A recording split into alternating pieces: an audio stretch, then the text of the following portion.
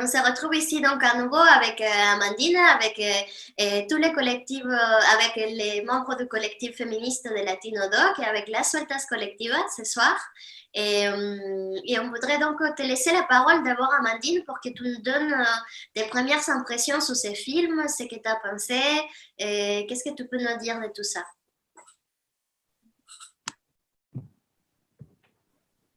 Bonsoir à toutes. Merci beaucoup de l'invitation.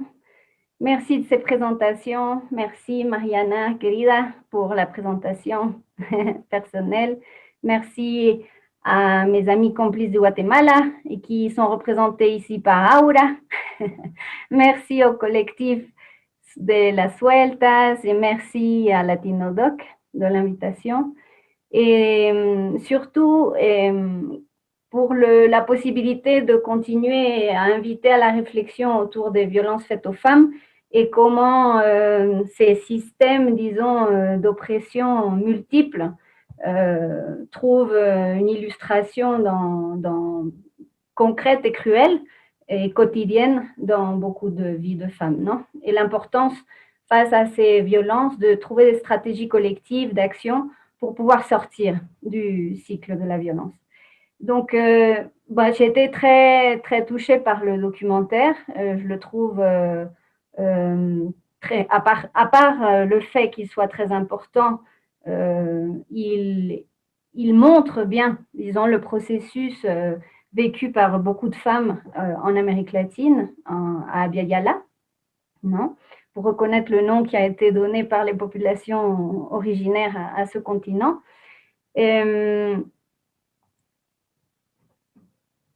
L'importance que montre ce documentaire de pouvoir nommer les violences qui sont vécues par chacune et toutes. Ce qui frappe d'abord dans ce documentaire, c'est la cruauté, disons, de la violence qui est faite aux femmes dans les vies quotidiennes. Et une violence évidemment patriarcale et masculine, donc qui commence dès tout petite, avec une énorme violence déchaînée de la part des parents, en particulier du père, contre leurs filles, contre les mères, qui suit les abus sexuels permanents, le viol. En fait, le documentaire permet de suivre tout le fil des différentes violences auxquelles nous sommes confrontés, et en particulier les femmes en Amérique latine. Quand je dis en particulier les femmes en Amérique latine, je ne veux pas dire que c'est seulement en Amérique latine qu'on les vit. Hein. C'est important qu'on puisse visualiser qu'en France également se vivent ce genre de violence et sont mises sous silence ce genre de violence. Sauf que je crois que le contexte latino-américain a été, ce qui est important aussi de mettre en évidence, c'est qu'il a été soumis et continue à être soumis à des politiques coloniales qui impliquent une imbrication de beaucoup de violence et donc beaucoup plus de cruauté. Non, il y a un niveau plus important de cruauté, malheureusement, contre la vie des femmes en Amérique latine.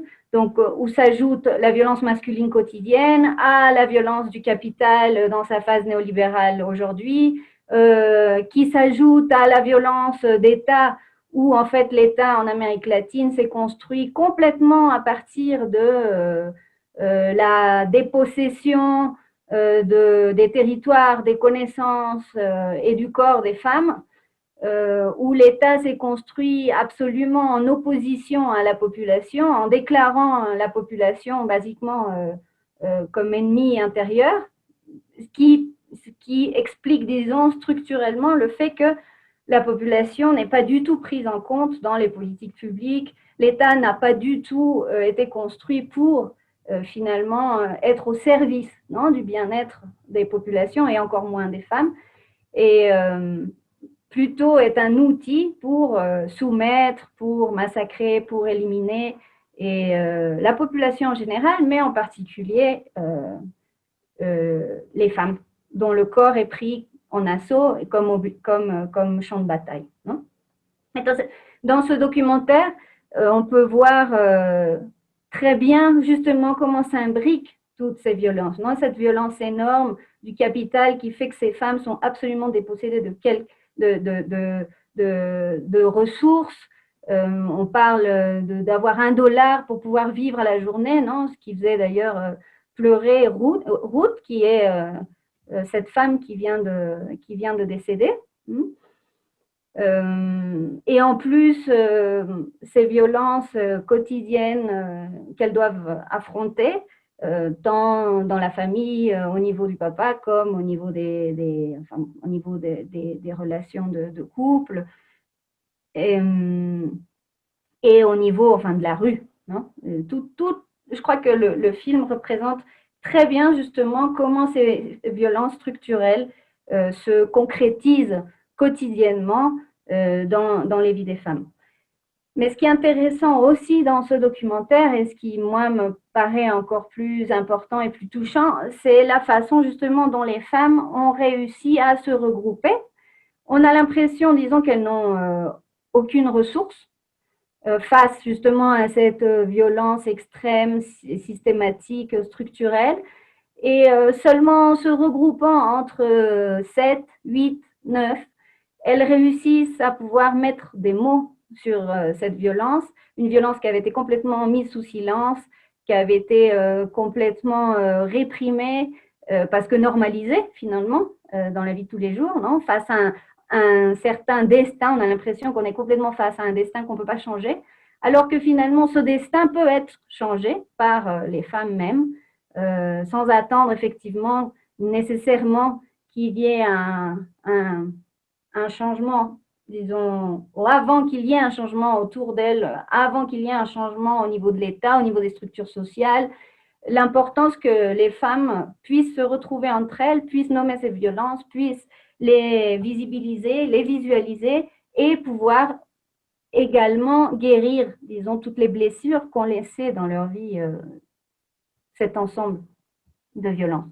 Donc, on trouve finalement entre une stratégie à travers le théâtre qui peut paraître petite, qui peut paraître pas structurelle, qui peut paraître isolée, alors que c'est une stratégie qui réellement permet que ces femmes, dans leur vie quotidienne, puissent guérir les blessures de cette violence et en sortir. Je crois que c'est le message de ce documentaire est fondamental pour ça, parce qu'il met en évidence que quand on se regroupe entre femmes, quand on met des mots sur ce qui a été mis sous silence, quand on met des mots sur des choses qu'on nous a fait croire qui étaient la honte, qui nous ont fait croire dont on ne pouvait pas sortir, quand on se regroupe entre nous, on voit qu'on peut en sortir et qu'on peut retrouver et trouver la force en nous et la confiance en nous pour pouvoir en sortir et pouvoir recréer des conditions de vie différentes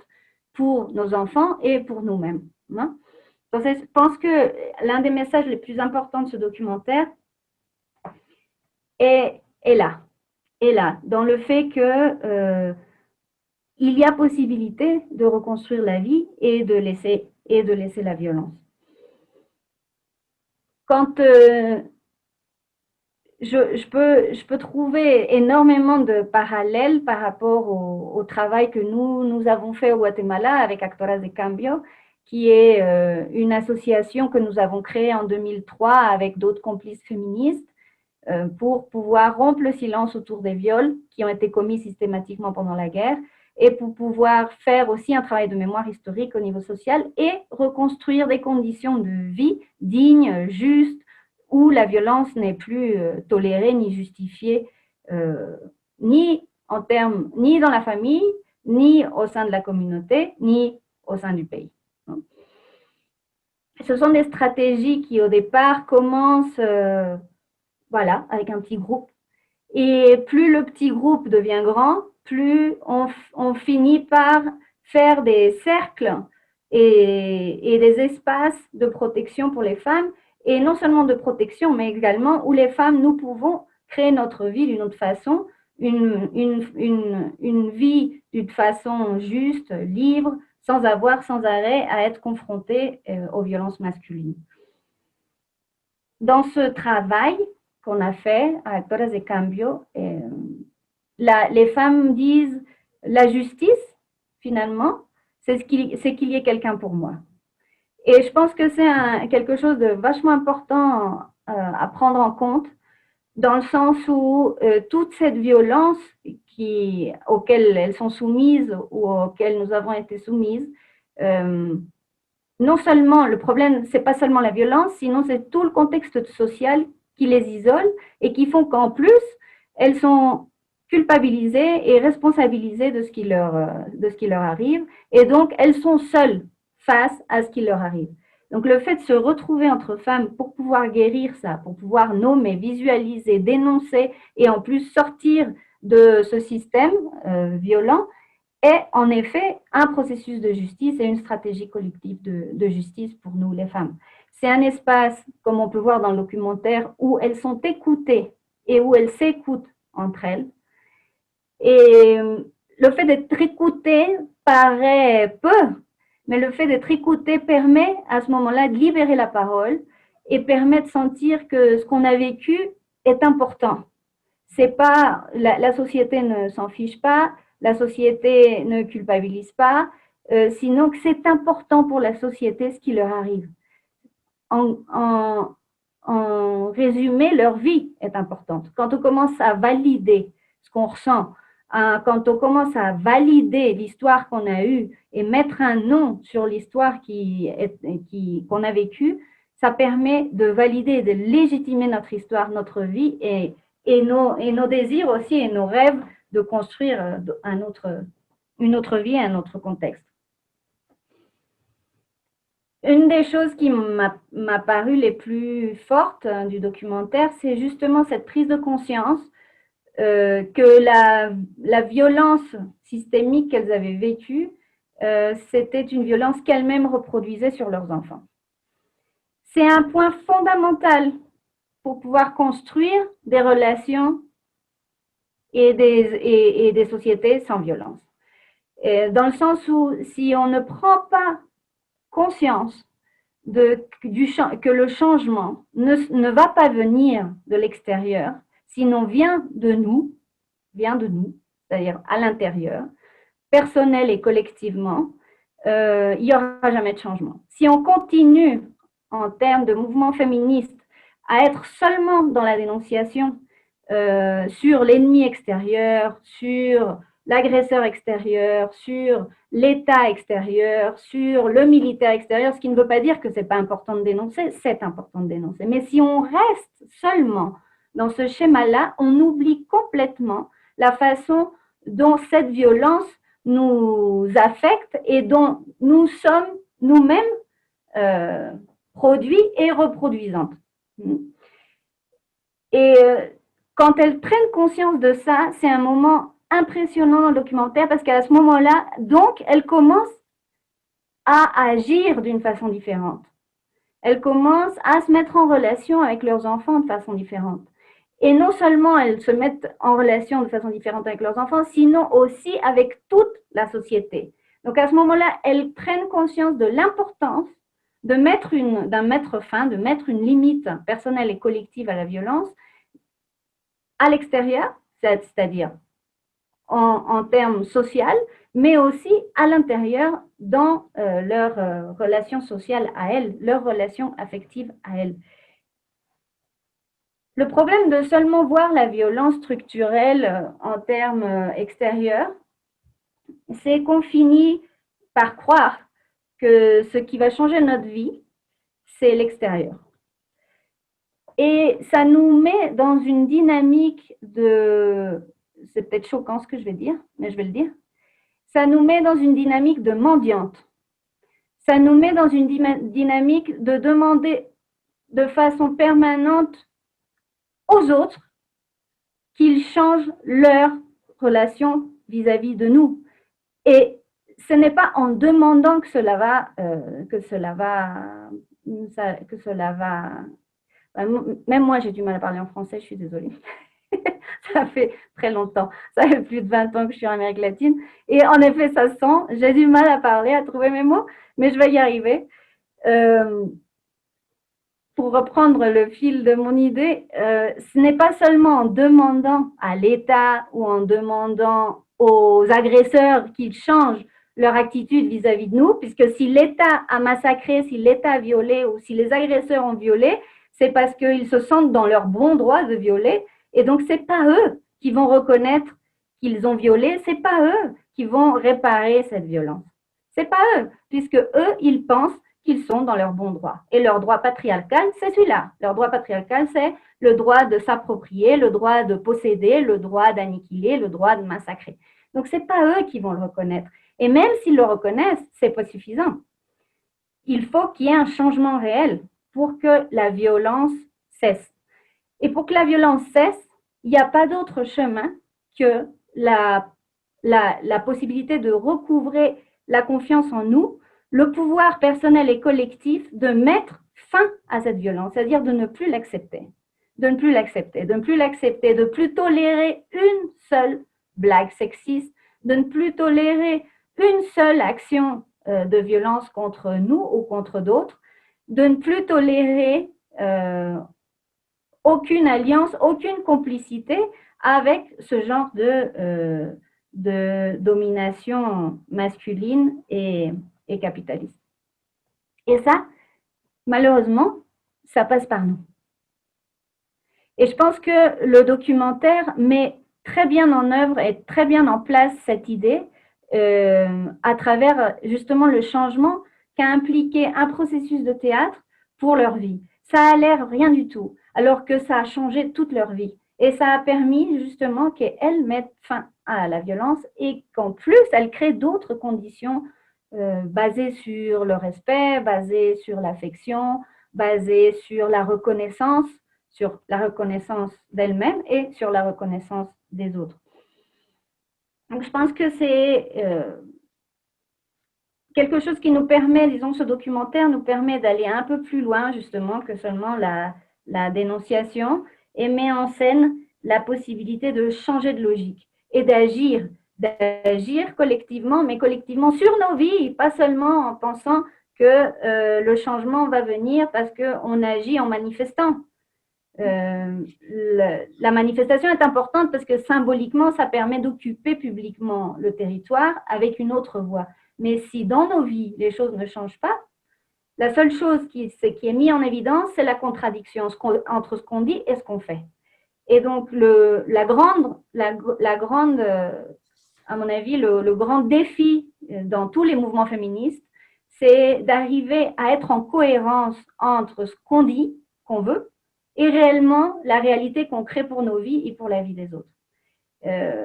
C'est, à mon avis, le défi le plus important, et que le documentaire permet de voir que c'est possible justement de mettre en œuvre des processus, que ce soit à travers le théâtre, que ce soit à travers d'autres processus de guérison, qui permettent justement de mettre en cohérence, de mettre en lien la parole et l'action.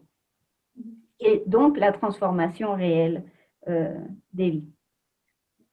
Merci, Amandine. Merci, Amandine. Est-ce qu'on pourrait reprendre le fil? Si tu as des choses, peut-être plus répondre maintenant en fonction de les questions de vous, des collègues. Je ne sais pas s'il y a des questions de la part de notre collègue, je ne sais pas, de notre copine. Oui. Il n'y a pas de questions, Agustine? Moi, je voulais juste peut-être qu'on revienne simplement au titre de ce film, Cachada. Et je sais que c'est un mot très spécifique au Salvador. Et peut-être tu peux nous dire qu'est-ce que ça veut dire dans ce contexte? C'est créer une opportunité.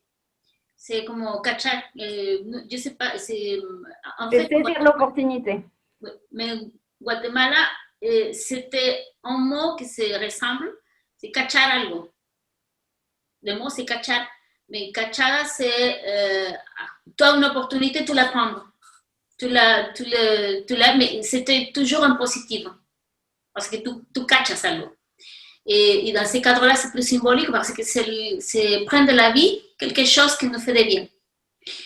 Et je pense que ça, c'est intéressant. Mais en fait, Amandine, on a discuté aussi, quand on a regardé le film, une réaction qui s'est mise en jeu, je pense, c'était cette possibilité de femmes d'utiliser le sous-titres. Tu as bien dit que le sous-titre peut être n'importe pas lequel, si l'outil nous aide à trouver ces fils, ces points communs de conscience, de voix et de force individuelle et collective.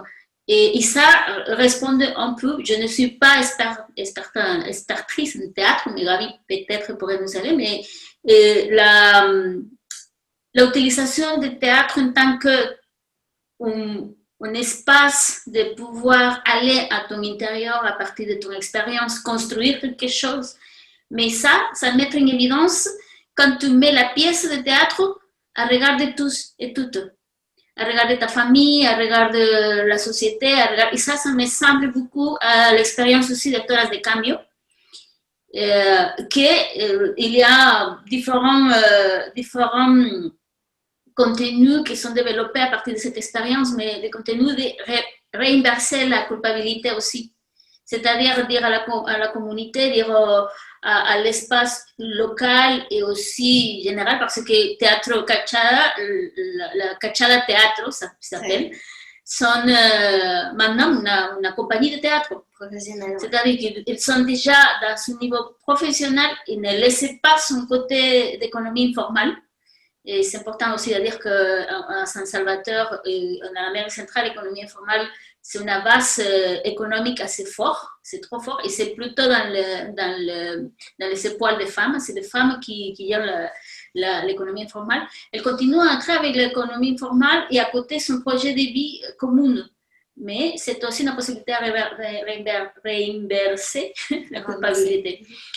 Et je pense que ça, c'est important. Si peut-être tu peux nous parler de ça, comment c'est vécu de la part des femmes des peuples originaires, quand il y a aussi des autres questions associées à notre diversité en tant que femme, c'est que en Cachada, ce sont des femmes qui parlent espagnol, qui sont dans la langue espagnole.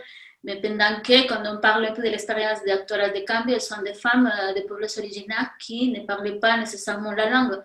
C'était aussi un autre, je pense, niveau de réflexion qui se ressemble, je mettrai plusieurs sujets, mais qui se ressemble aussi à la réalité en France, qui est aussi multiculturelle. On parle aussi de femmes qui parlent des autres langues aussi, nous-mêmes, et que c'était important à dire. Qu'est-ce que tu penses de ça? Si tu voudrais réagir. Oui, je pense que deux choses. La première, effectivement, on voit bien dans le documentaire de Las Cachadas la façon dont, une fois qu'elles ont récupéré justement la confiance en elles, le pouvoir de nommer, de dire et de faire, elles-mêmes, elles occupent l'espace public, non, à partir du théâtre. Elles occupent l'espace social d'une autre façon, une façon juste pour elles, une façon où elles, justement, elles sont reconnues et où elles-mêmes reconnaissent leur légitimité, leur validité. Elles ne sont plus en train de se protéger ou de baisser la tête. Ou non, elles assument leur espace avec toute la légitimité et toute la liberté. Non, et à ce moment-là, il y a effectivement un message bien clair pour le reste, que deux messages. Moi, je vais commencer par le premier. Ce message-là, symboliquement, c'est on récupère notre espace. Vous pourrez plus passer au-dessus de nous. On récupère notre espace. Dans les communautés des populations mayas avec lesquelles nous avons travaillé, les femmes qui avaient été victimes de viol, après aussi un long processus de guérison, d'organisation, ont pu faire la même chose dans le sens où elles ont dit « nous, on n'a plus honte de ce qui s'est passé ». On nomme et on politise ce qui s'est passé, c'est-à-dire il y a eu des viols, c'est pas notre faute, les viols sont une politique d'État, ont été une politique d'État, c'est-à-dire qu'elles mettent des mots sur les agresseurs, sur les auteurs intellectuels et les responsables, et elles, comme ça, permettent de renverser la honte, c'est-à-dire qu'on renvoie la honte sur les agresseurs et sur ceux qui ont commis les crimes. Et les femmes n'ont plus à porter justement cette honte sociale qu'elles portaient jusqu'à présent pour les viols. Le fait de nommer publiquement et d'occuper la place publique ou la communauté à partir de leur propre histoire, donc de visualiser et de visibiliser quelque chose qui était complètement mis sous silence et qui était vécu avec beaucoup de honte, permet justement de changer les représentations mentales autour du viol, dans ce cas-là, pour mettre en évidence que ce n'est pas du tout quelque chose de normal, ni le destin des femmes, sinon que c'est un crime, et en plus que pendant la guerre, ça a été commis comme une politique d'État, comme une politique de génocide, et qu'elles n'ont pas à avoir honte de ça, mais que qui a à avoir honte de ces crimes sont ceux qui les ont commis. Non, ça permet effectivement de changer les symboles. Les femmes ne sont plus les victimes, et qui sont les responsables? Ce sont ceux qui les ont agressés et ont perpétré les crimes. Et pour les femmes, ça a été, dans l'expérience qu'on a eue à Actoras, ça a été fondamental dans le sens où elles reconnaissent cette façon de pouvoir reconnaître le crime elles-mêmes, de nommer le crime elles-mêmes et les agresseurs et ceux qui les ont perpétués comme un acte de justice. Pour elles, ça, c'est la justice. Elles n'ont pas besoin qu'un juge elles n'ont pas besoin d'attendre qu'un juge, après un processus de 20 ans, reconnaisse que c'est un crime contre l'humanité. Elles l'expriment et elles le valident collectivement face à leur entourage social, que ce soit la communauté, la famille ou le pays entier. Non? Peut-être préciser que Le Salvador aussi a vécu une guerre interne qui se ressemble beaucoup à la guerre guatémaltèque dans la même période, un peu moins, et c'est plutôt 12 ans, je pense. C'était commencé en 1980 à 1992 qui était signé les accords de paix. Et, oui, pardon.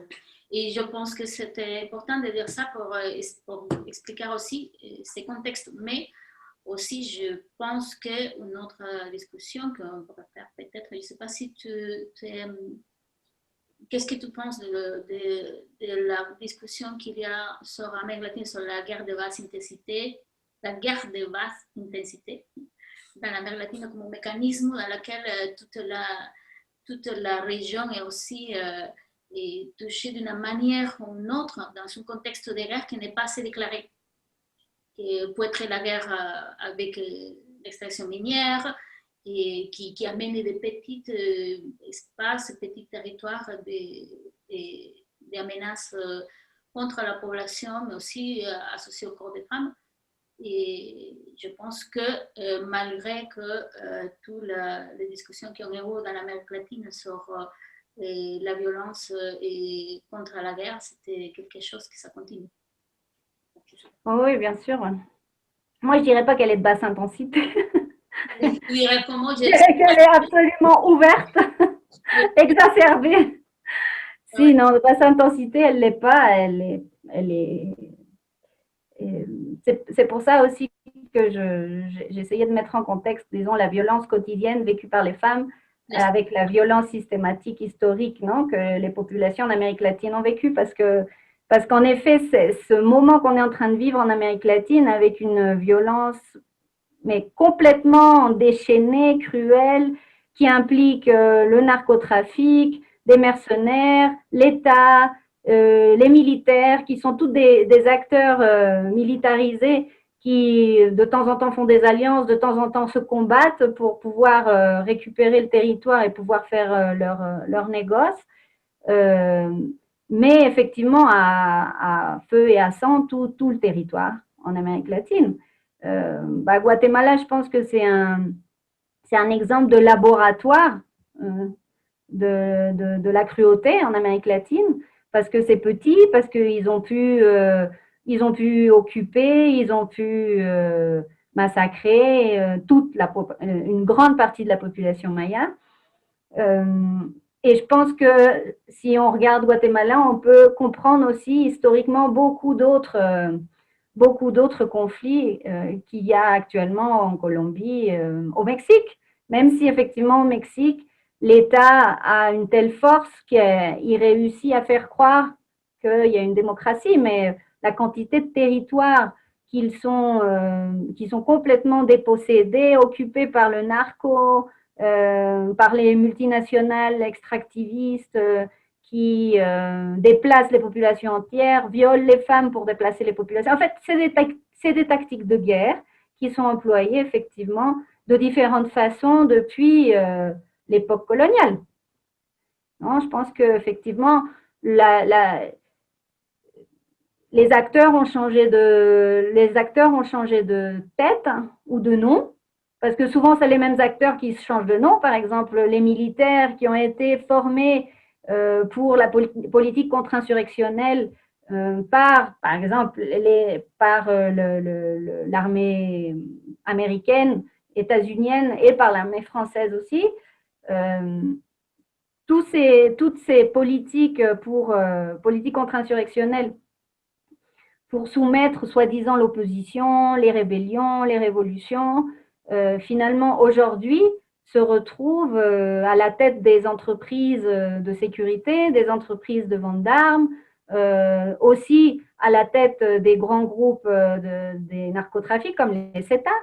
Donc il y a une imbrication de pouvoirs masculins militarisés qui, effectivement, mettent en œuvre une guerre impressionnante pour pouvoir s'approprier de tout. On est dans un système où ils s'approprient de tout. Et donc, nous, comme on a été construites, et en particulier toutes les femmes, tous les corps des femmes ont été construits comme une possession à acquérir, à envahir et en plus à exploiter au maximum, et ben voilà, on a effectivement comme résultat de ce système qui est global, mais comme il y a des contre-pouvoirs différents et des constructions d'États différentes et des constructions de sociétés différentes qui, en Amérique latine, sont particulièrement exacerbées. J'imagine qu'en Afrique, c'est la même chose. Mais je ne connais pas l'Afrique, donc je n'en parlerai pas. Peut-être qu'on peut ouvrir aussi un peu plus les débats aux autres filles qui sont là. Est-ce que vous avez des questions, des réactions, des impressions par rapport à ce qu'on vient de dire avec Amandina et avec Marina? Revenir au film aussi, parce que c'est important de voir quelle réaction qu'est-ce que nous a touché, je pense. C'est important Et moi, je suis très touchée, non, de ce que tu dis, Amandine, sur notre imaginaire du changement. Non? Je pense comme toi, non? Et pour moi, c'est une difficulté que nous avons constamment, non? Parce que c'est pas évident. Et non, même comme d'imaginer la grande révolution féministe, non? C'est que non, cette imagination, et après c'est plus difficile et s'engager dans son travail personnel, penser que nous avons beaucoup de choses pour changer aussi, et même les relations avec les autres femmes, non? Parce que les documentaires j'aimais la manière comme cette confiance entre elles et se donne, non, d'une manière non, d'une manière plus réelle, non, je crois, non, on va dire ça. Mais c'est pas un travail facile. Et nous sommes, je crois que même les systèmes capitalistes fait que nous sommes tout le temps dans l'extérieur, non? Comme dans les prises de parole et montrer, non, tout ce que nous font, je ne sais pas, non? Donc, je voudrais t'écouter un peu sur cette question parce que tu as travaillé toute la vie, non, dans ces petits groupes, non, cette petite révolution que pour moi c'est une grande révolution, mais comment est-ce que tu fais pour ne perdre pas les chemins? Ah, ça c'est une grande question. Comment je fais pour ne pas perdre la voix? Et surtout, je trouve, pourquoi je perds pas le chemin ou pourquoi je perds pas la voie? Parce que c'est la seule voie qui a mis en évidence qu'on peut changer les choses. C'est la seule. Le reste, que ce soit à travers les processus judiciaires, les politiques publiques de genre, rien. Enfin, je veux dire, rien. En Amérique latine, rien. Ça n'a rien changé. Déjà dans les années 90, il y avait une grande discussion justement dans le mouvement féministe entre les autonomes, les institutionnels, et qui a été très, très dure d'ailleurs, une discussion très dure. Et c'est très intéressant de voir comment 30 ans plus tard, on revient sur la discussion et il y a une évaluation de fait qu'en effet, c'est un véritable échec au niveau institutionnel, c'est un échec total, total. Alors que tout ce qui a permis de créer de l'espérance, créer du changement, de la transformation collective, vient de nous, vient de nos espaces, vient de ces soi-disant petits espaces territoriaux au niveau de la communauté, au niveau du quartier, au niveau des associations, au niveau du mouvement. C'est ce qui a permis de créer du changement. D'ailleurs, c'est bien pour ça qu'aujourd'hui, il y a des millions de femmes dans les rues en Amérique latine. Ça vient pas, ça vient pas de rien. Ça vient d'une tradition de travail de petits groupes collectifs qui deviennent plus grands, qui occupent plus de territoire et chaque fois qui occupent plus d'espace et donc qui s'introduisent aussi dans les mentalités et dans le changement de représentation collective. Non? Ça, on peut voir justement avant le coronavirus, on pouvait voir cette force collective qui était là et qui était en train de changer plein de choses. Plein de choses. Argentine, Chili, Mexique, enfin, c'était impressionnant, impressionnant. Donc, ce qui est sûr, c'est qu'aujourd'hui, en Amérique latine, les femmes, elles ne sont plus du tout disposées à supporter la violence. C'est fini, c'est fini. Et ça, c'est grâce à notre travail, c'est pas grâce à la décision du juge, parce qu'il n'y a pas de décision de juge. 99% d'impunité, je ne sais pas ce que ça vous donne comme idée quand il y a des millions de femmes qui sont violées et qui ont été violées pendant des années, des générations, non? Donc, pour moi, ce qui est important, c'est de pouvoir donner justement de la légitimité, de la validité à ce qu'on fait. C'est retrouver notre pouvoir de nommer ce qui est important pour nous, de dire ce qui est important pour nous, de valider ce qui est important et de valider que ça, c'est politique, ça, c'est du changement. C'est pas ce qui vient de l'État, le changement. C'est ce que nous sommes en train de faire et construire depuis des générations. C'est ça le changement. C'est pas parce qu'il y a une politique de réparation après une guerre au Guatemala où la seule réparation qu'il y a eu concrètement pour les femmes qui ont été victimes de viols systématiques et publics dans tout le Guatemala, ça a été 3000 quetzals. Un chèque de 3000 quetzals, enfin, c'est scandalisant, c'est scandaleux. Un chèque de 3000 quetzals, ça veut dire, je ne sais pas, on est en train de parler de 500 € ou quelque chose comme ça. Enfin, tu répares pas et tu construis pas de nouvelles conditions juste avec un chèque de 500 €. Enfin, c'est scandaleux et c'est encore l'évidence ils se foutent de nous. Ils se foutent de nous. Voilà. Donc, réellement, pour moi, l'important, c'est qu'on arrive justement à donner de la valeur et du pouvoir à ce qu'on fait nous, à ce qu'on fait comme mouvement, tous les différents types de mouvements, mouvements de femmes indigènes, mouvements de femmes noires, mouvements féministes, mouvements. C'est ça qui est en train de créer réellement du changement parce qu'on change nos vies. Et ça, c'est le changement. Mais on ne lui donne pas de force politique, on donne seulement de la légitimité politique à ce qui vient d'une institution, à ce qui vient de l'État. Ça ne veut pas dire qu'à un certain moment, il y a forcément besoin d'administration, il y a forcément besoin d'institutions, il y a forcément à un moment donné, mais actuellement en Amérique latine, je pense qu'on a besoin d'abord de constituer cette force politique collective et qui va prendre chaque fois plus de place et donc qui va impliquer des changements en termes aussi institutionnels. Mais pour l'instant, le rapport de force n'est pas assez important. Il est important, mais il n'est pas encore assez important pour pouvoir changer la balance des pouvoirs. Est-ce qu'il y a des autres questions? Je vois que le temps passe très vite. et qu'il ne nous reste pas beaucoup de temps.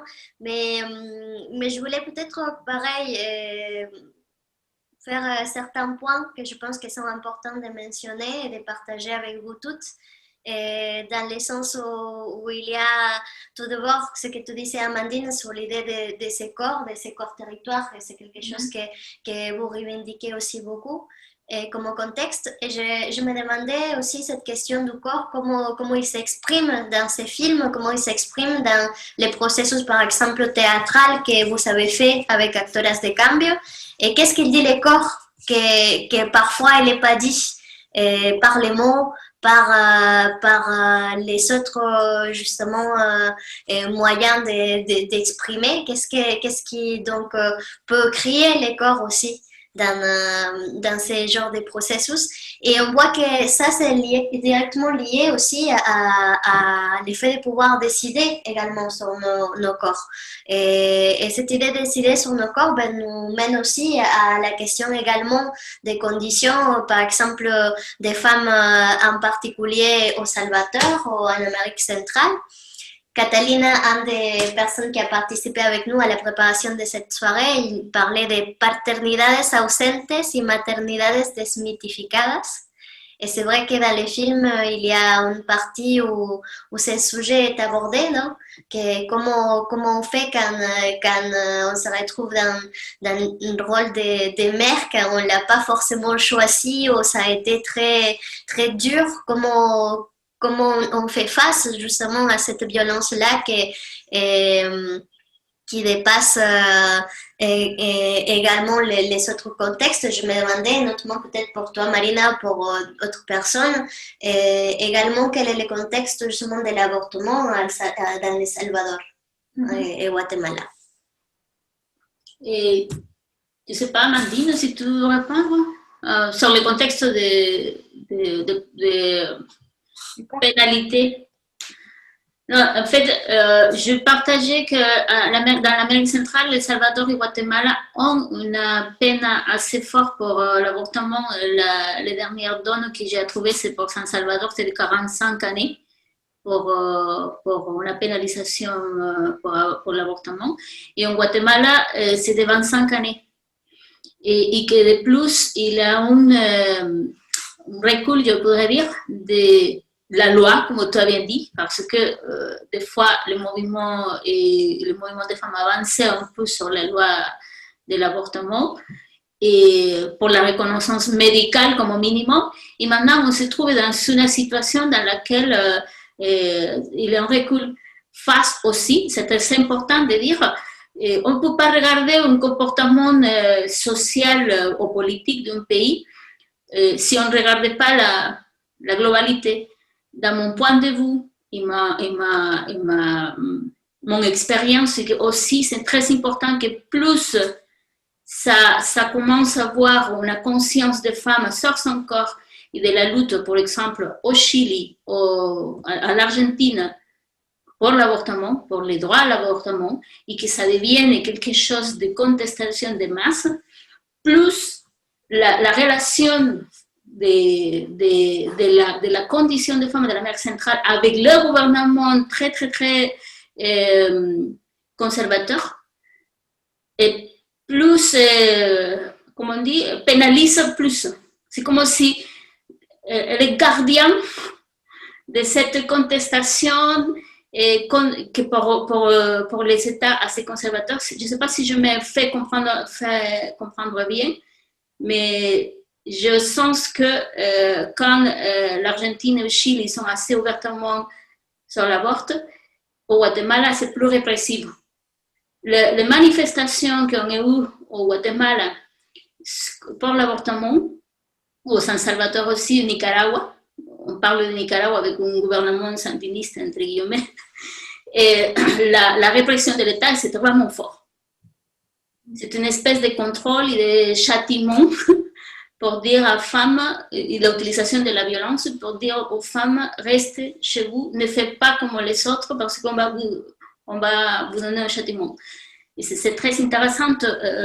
Malheureusement, Eva ne peut pas venir aujourd'hui, mais Eva travaille elle a travaillé un peu proche le bateau qui, comment ça s'appelle? Woman of Wise.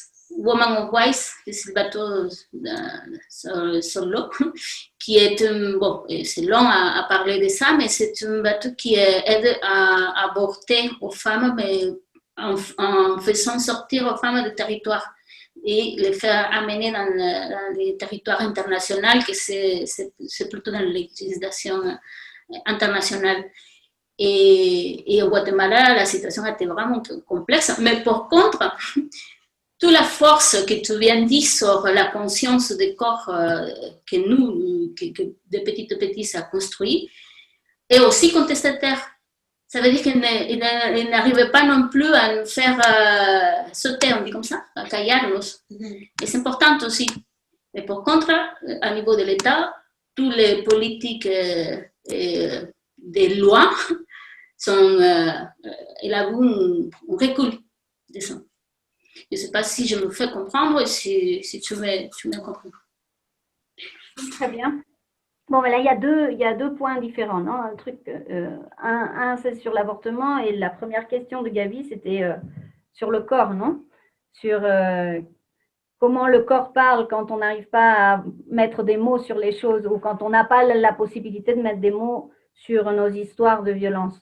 Et c'est d'ailleurs, c'est pour ça que le théâtre est un très bon outil, comme tout ce qui met en œuvre le corps et les émotions, parce qu'à partir du moment où on peut connecter, quelle est la conséquence de la violence et des traumas collectifs vécus depuis des générations? La conséquence, c'est qu'on se dissocie de notre corps. On ne veut plus sentir, c'est normal. C'est une réaction logique. Pour pouvoir survivre, on veut plus sentir, on veut plus ressentir cette souffrance, cette douleur par laquelle on est passé. C'est normal. Donc, on se dissocie. Le problème, c'est que si on ne reconnecte pas justement avec l'émotion et avec la possibilité de sentir, il n'y a pas possibilité de guérir et de mettre une autre signification sur ce qui se passe. De ne plus le vivre comme culpabilité, de ne plus le vivre comme honte, de ne plus le vivre dans le silence, il n'y a pas de possibilité. On a besoin de passer par cette émotion, même si elle est douloureuse, de ne pas y rester, mais s'il y passer, de le retoucher pour ensuite pouvoir sortir de cette souffrance. Sinon, ce qu'on fait seulement, c'est on le met de ce côté et le corps crie de différentes façons. Il y a énormément de maladies qui se mettent en place, des maladies d'utérus, de peau, de tout, de cancer. D'ailleurs, juste une parenthèse, une des choses qui a été la cause de la mort de Ruth, c'est toute la violence vécue. Toute la violence vécue. Le fait qu'il y ait une artère qui se bouche a à voir avec les violences vécues et ne pas avoir pu tout guérir, ni tout, de tout avoir pu mettre en lumière et guérir. Bien évidemment, il y a l'autre côté des choses qui est l'État, qui évidemment ne met aucun accès de santé. Alors, au Guatemala, au Salvador, il n'y a aucun accès à la santé, donc forcément, ça empire les choses, non? Mais l'une des causes de ces souffrances, de ces maladies sont émotionnelles. Et la violence a cette intentionnalité. C'est vraiment important de savoir que la violence a cette intention de nous annihiler, de nous assassiner, même si c'est à feu long. C'est l'intentionnalité, qu'on ne puisse plus exister. Donc ça, c'est pour la partie du corps. Donc, très important de travailler le corps pour pouvoir ensuite mettre des mots sur ce qu'on ressent et ensuite libérer ce qu'on ressent. Et du côté de l'avortement, je pense que ce qu'on est en train de vivre actuellement, en termes global, c'est en effet une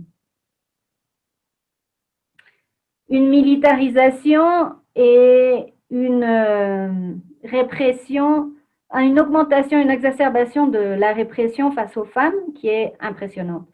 Et évidemment, cette répression est due à toute la force qu'on est en train de mettre en œuvre et à toute la force qu'on a récupérée.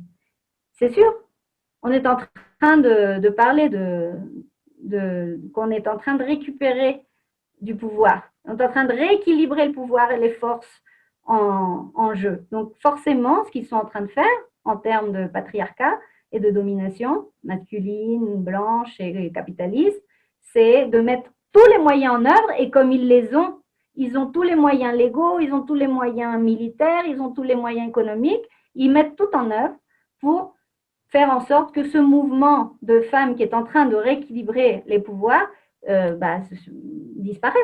Non, donc tout est mis en œuvre. Donc c'est pour ça qu'il y a beaucoup plus d'assassinats, c'est pour ça qu'il y a beaucoup plus de disparitions, c'est pour ça que toutes les lois sur l'avortement ont, surtout dans les pays où il y a une oligarchie profondément conservatrice comme au Guatemala et au Salvador, et en Amérique centrale, il y a moins de contre-pouvoirs, ils sont en effet en train de tout bloquer pour qu'il n'y ait aucune avancée. Non?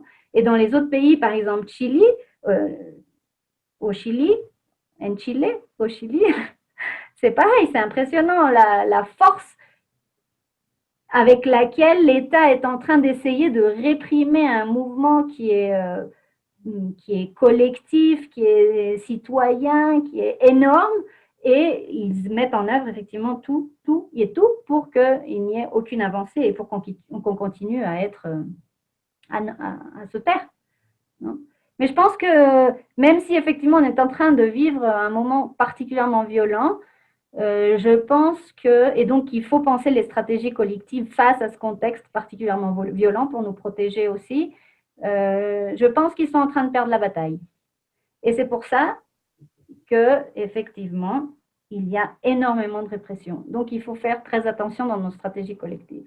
Il faut nous protéger, il faut faire en sorte qu'on puisse continuer, soutenir, nous donner de la force, guérir, pleurer, crier, tout ce dont on a besoin pour pouvoir continuer à marcher ensemble.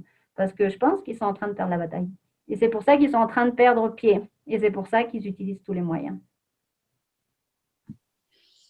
Les filles, vous avez des questions aussi? À Rose, Manon, la Valérie, Aloé qui sont avec nous.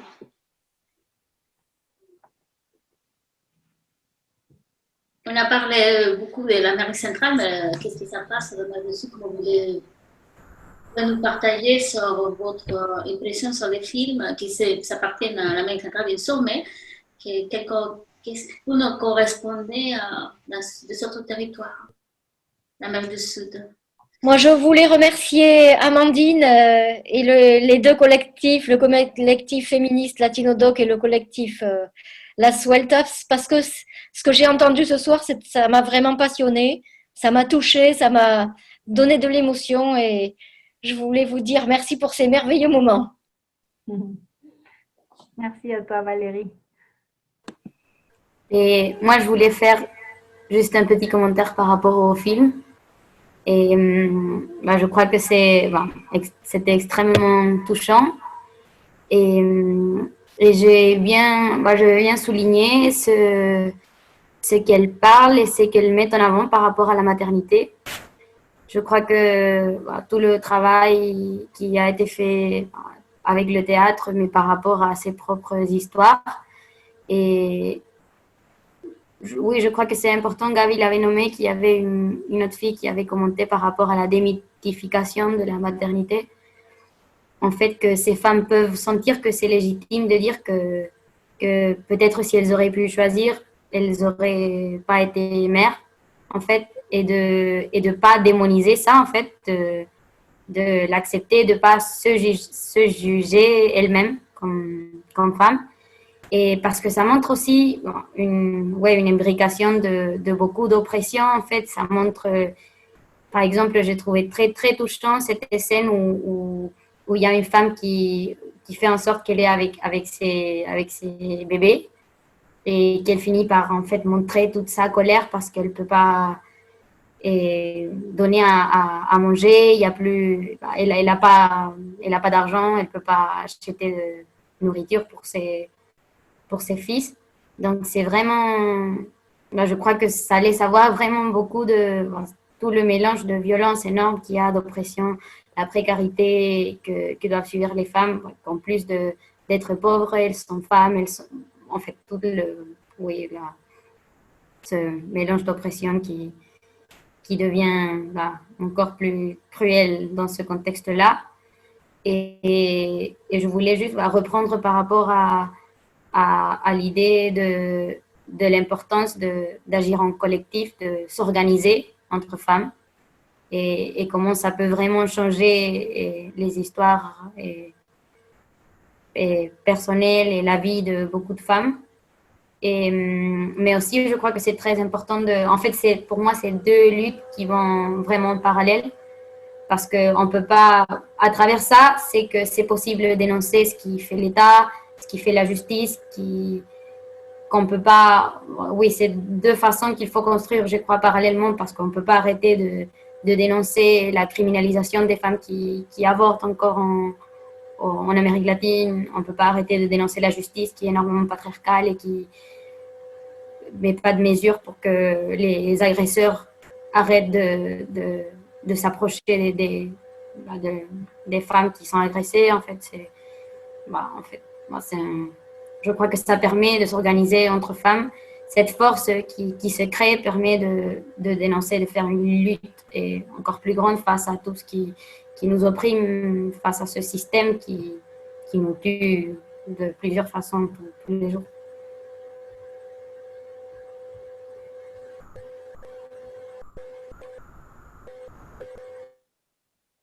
¿Alguien más?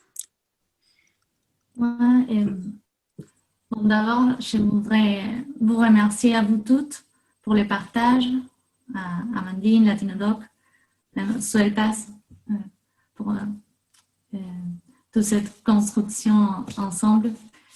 Et oui, moi, j'étais très touchée aussi par le film. C'était très émouvant, ça touche. Et aussi dans une partie du film elle racontait qu'elle travaillait de lundi à vendredi. Elle essayait d'économiser pour ne pas travailler samedi et dimanche.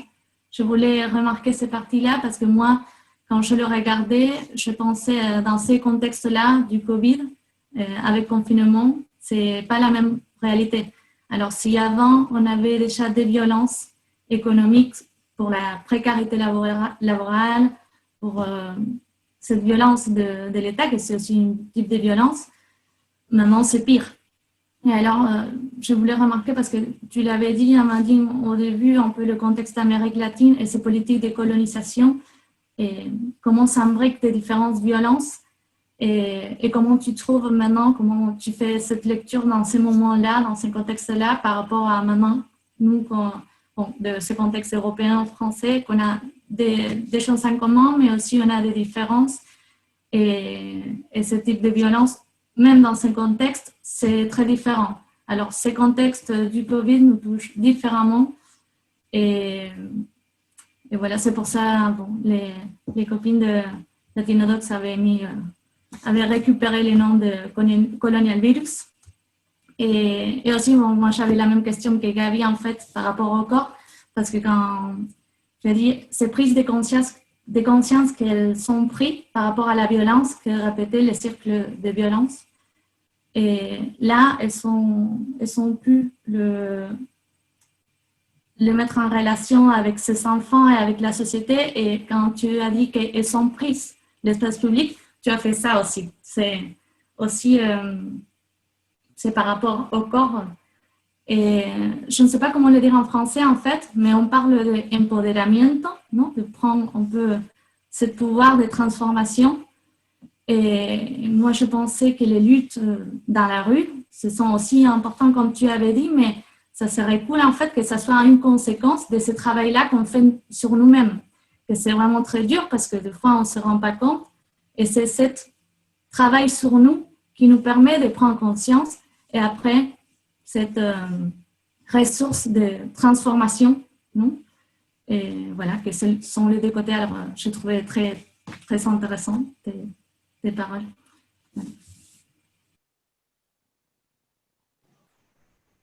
Voilà. Oui, moi aussi, je voulais remercier Amandine et le collectif. J'ai trouvé ça très instructif, aussi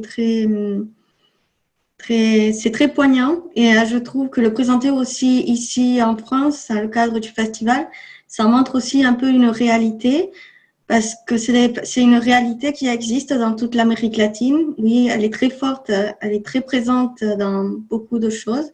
Et on oublie souvent la place de ces femmes et qui petit à petit banalise, comme on peut le voir dans le documentaire, cette violence et sur plusieurs générations. Donc, oui. Donc, merci beaucoup. Et, oui. Et après, pour revenir au truc du Chili, parce que moi, j'en reviens du Chili, j'étais il y a 3 mois. En fait, au Chili, c'est pas qu'il y avait eu des politiques qui étaient à côté ou que ça a été un peu, il y a eu une première vague qui a été féministe où des femmes, voilà, elles ont pris en elles l'espoir, mais elles ont compris qu'elles n'étaient pas seules.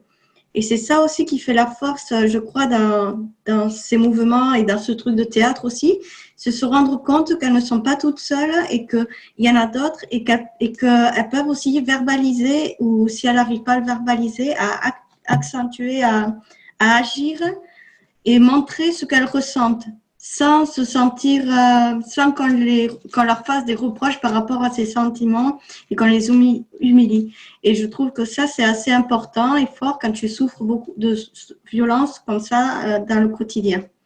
Et au Chili, en final, il y a eu un gros ras-le-bol et de plusieurs conséquences, petits trucs qui arrivaient. Voilà. Et merci encore. Merci à vous. Bon, on vous remercie toutes. Marina, il avait une proposition, je ne sais pas. Oui, j'ai une proposition. En fait, je voudrais que chacun de nous pourrait dire notre prénom, nous présenter un peu pour donner aussi notre espace, notre visage, notre force à cette discussion. Et avec Gabi, on a pensé aussi, Gabi, de parler de personnes qui ne sont pas ici. Oui, on remercie aussi par la préparation. Il y a eu beaucoup de monde qui était impliqué parce qu'il faut dire que le festival Latinodoc, comme beaucoup d'autres festivals, ont été annulés de forme présentielle. C'est-à-dire que maintenant, il y a de toute façon un contexte mondial des contrôles et des répressions dus à la pandémie, mais aussi à des choix très déterminés de la part des gouvernements aussi en place de ce qui est permis et ce qui n'est pas permis. C'est-à-dire que dans plusieurs endroits, les industries continuent de produire et il y a des commerces qui sont ouverts, mais des autres qui sont fermés. Donc, il faut juste rappeler que pour nous, c'était très important et ce soir, donc ce samedi, garder cette soirée féministe car c'est aussi nos espaces de liberté, nos espaces de lutte et que c'était important également parce qu'on est tout près également du 25 novembre. Donc, oui. On va sortir à la rue quand même le 25 novembre à 18h à la place des Capitole. N'oubliez pas, ne ratez pas la rendez-vous, c'est très important. Et maintenant, je vous donne la parole pour vous présenter comme vous voulez, votre prénom, votre nom, pour que tout le monde puisse nous connaître. Assez rapide. Moi, je veux dire une chose. Je veux dire que je m'appelle ici en France Marina, mais Amandine me connaît comme Aura. C'est pour ça qu'elle dit Aura toujours. Et je suis Aura Marina ou Aura Marina, donc c'est ça. Et bon, merci, enchantée d'être avec vous et bonne continuation et bonne 25 novembre, tout ensemble, toute la force en commun ces jours-là. Oui. Et dans tout le monde aussi. Oui, parce que les sujets de violence nous concernent toutes partout dans le monde. Et moi, c'est Gabriela Costa, donc, et Marina est à la même part que Marina, mais on appartient tous les deux au collectif féministe Latinodoc et à la Sueltas Colectiva. Donc, on est très contente que cette soirée, ça puisse se maintenir en ligne, même en ligne. Et un bonjour donc à Rocio, à Loïs et à las otras Sueltas et à Sabine qui sont pas aujourd'hui ici, mais qui ont été avec nous dans tous ces processus, et également aux filles de las Sueltas qui sont pas là ce soir, mais qui nous sont soutenues de plusieurs façons possibles. Aileen, Aluminé, Madame aussi. Merci à lui aussi pour être avec nous. Alors, on vous donne la parole, les filles. Bon, eh bien moi, bonsoir, je m'appelle Valérie, vous le savez déjà. On est heureuse d'être là parce qu'en fait, on a refait 4 fois le programme du festival en fonction du fait que nos libertés se réduisaient, nous étions obligés de changer les programmes. Donc, c'est quand même à la fois triste parce qu'on n'est pas tout ensemble dans une même salle comme d'habitude, mais c'est quand même bien, voilà. Donc, merci à tout le monde, bienvenue et féministe toujours. Je suis Mariana et je fais partie de Las Vueltas. Il y a une année et peu que j'habite ici à Toulouse et j'ai eu une expérience de violence quand j'étais adolescente qui a marqué ma vie. Donc, c'est pas par hasard que je suis féministe, que ce type de sujets, de thématiques me touchent. Et je suis très contente d'avoir cette conversation. Et je voudrais remercier à toutes les femmes qui sont ici.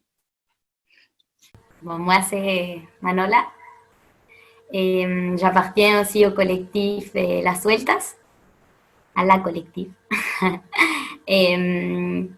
et bah, du coup, moi, je voulais remercier aussi à toutes les femmes qui sont présentes, à qui regardent, à l'organisation de Latinodoc aussi, du collectif féministe de Latinodoc, et aussi aux femmes de la Cachada et à la réalisatrice du documentaire qui nous apporte ici aujourd'hui et à ce débat et cette réunion virtuelle, mais réelle. et du coup, remercier et renommer que tout ce qu'on a fait aujourd'hui, c'est un hommage à Ruth Vega, à une des femmes du groupe de théâtre qui est décédée. Et de dire que je remercie aussi de me laisser faire ce petit hommage à travers de la musique.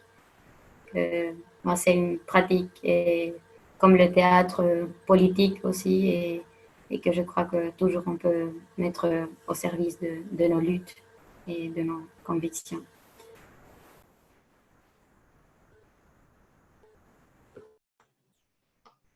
Moi, je m'appelle Cecilia. Oui.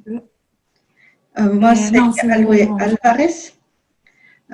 Je suis toulousaine, mais je suis partie pendant 10 ans en France et j'ai été au Chili, on va dire pendant 9 ans et demi.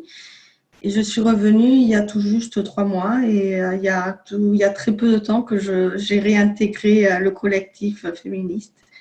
Donc voilà, c'est ma petite histoire. Et merci pour tout. Je m'appelle Agustina, je suis à Sueltas Colectiva. Je viens d'Argentine et j'habite à Toulouse depuis 2 ans déjà. Et voilà, aussi remercier à vous toutes, que j'ai déjà remercié à Ruth, qu'elle n'est plus avec nous, mais elle continue quand même dans toutes les luttes. Et aussi remercier et nommer à tous les Sueltas qui ne sont pas là, qu'on a lu le film ensemble aussi, à distance mais ensemble, c'est virtualité ensemble, qui parlait aussi Manola. C'est important de se retrouver même dans la virtualité, de vraiment se retrouver. Et Aileen, Caro, et Pau, qu'elle n'est plus à Toulouse, mais quand même, Sophie non plus, mais elle est quand même à la Sueltas. Et Sylvia, voilà. Alors, merci à toutes.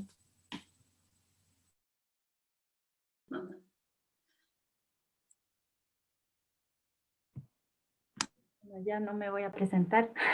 Ahora voy a agradecer. Hace rato. Pues nada, muchas gracias por la invitación, mujeres. Un placer. Ya me fui. Je commence à parler en espagnol. Pardon, je recommence.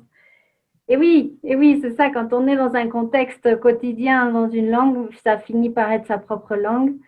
Et moi, mon défi, il est plutôt de récupérer et de continuer à parler aussi le français pour pouvoir justement continuer à faire les ponts entre l'Amérique latine et la France. Merci à vous, merci d'être un pont. Je pense que c'est vachement important de construire des ponts entre nous, des alliances. Quand on parle de collectif, ça implique nécessairement de faire des alliances et faire des ponts, de s'écouter beaucoup, de se comprendre beaucoup, de comprendre d'où vient chacune et aussi des désirs de chacune pour continuer à construire ensemble. Et je pense que c'est l'autre défi du mouvement. Merci beaucoup de l'invitation. Merci à toutes. Bonne soirée. Merci à toutes, bonne soirée et Merci. à bientôt.